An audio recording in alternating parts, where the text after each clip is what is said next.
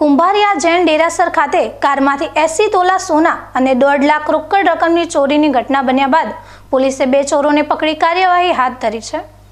કુંભારિયા જૈન મંદિર લૂંટ મામલામાં આજે અંબાજી પોલીસને સફળતા હાથ લાગી હતી।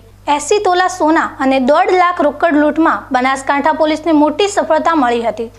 જેતવાસ ગામના 2 આરોપીની પોલીસે ધરપકડ કરી હતી।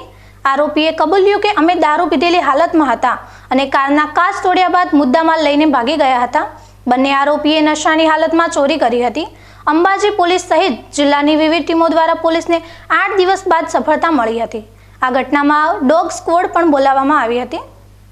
અંબાજીના કુંભારિયા જૈન ડેરાસર ખાતે આવેલા સુરતના જૈન પરિવારની કારમાંથી કરી હતી। સ્થાનિક પોલીસે એસઓજી અને એલસીબી સહિત અલગ અલગ ટીમો બનાવી હતી। વિવિધ ટીમોએ આસપાસના વિસ્તારની તપાસ કરી હતી અને પછી તે સ્થળથી 500 મીટર દૂર તમામ સામાન વેરવિખેર જોવા મળ્યો હતો। 2 ડોગ સ્ક્વોડ પણ બોલાવવામાં આવી હતી। ત્યારબાદ 8 દિવસ બાદ પોલીસને આ ચોરીની ઘટનામાં મોટી સફળતા મળી હતી। 2 ચોરોને પકડી અંબાજી પોલીસ સ્ટેશન ખાતે લાવવામાં આવ્યા હતા।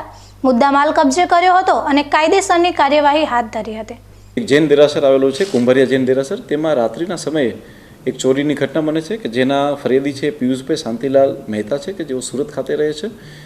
તેઓ પોતાની સાથે એ વખતે 80 જેટલા તોલાનું સોનું અને 1.5 લાખ જેટલા રોકડ રૂપિયા લઈ આવ્યા હતા અને તેઓને ત્યાં પ્રોપર રૂમ ના મળતા તેઓ હોલમાં રોકાયેલા હોવાથી પોતાની તમામ વસ્તુઓ એ કારમાં રાખે છે અને રાત્રે કેટલાક ઈસમો આવી એમની કારના કાચ તોડી અને આ તમામ વસ્તુઓની ચોરી કરે છે।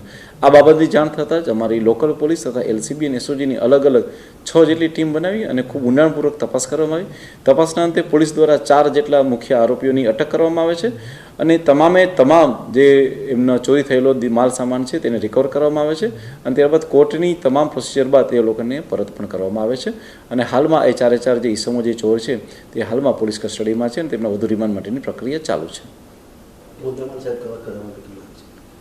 મુદ્દામાલ જે રિકવર કરવામાં આવ્યો છે તેમાં 80 તોલા સોનું અને 1.5 લાખ રૂપિયા રોકડા આ તમામ વસ્તુઓને પોલીસ દ્વારા રિકવરી કરી દેવામાં આવી છે। આ સિવાય તેમના કેટલાક કપડાં ગયેલા હતા તે માટે પોલીસ દ્વારા એ રિકવરી કરવામાં આવી છે।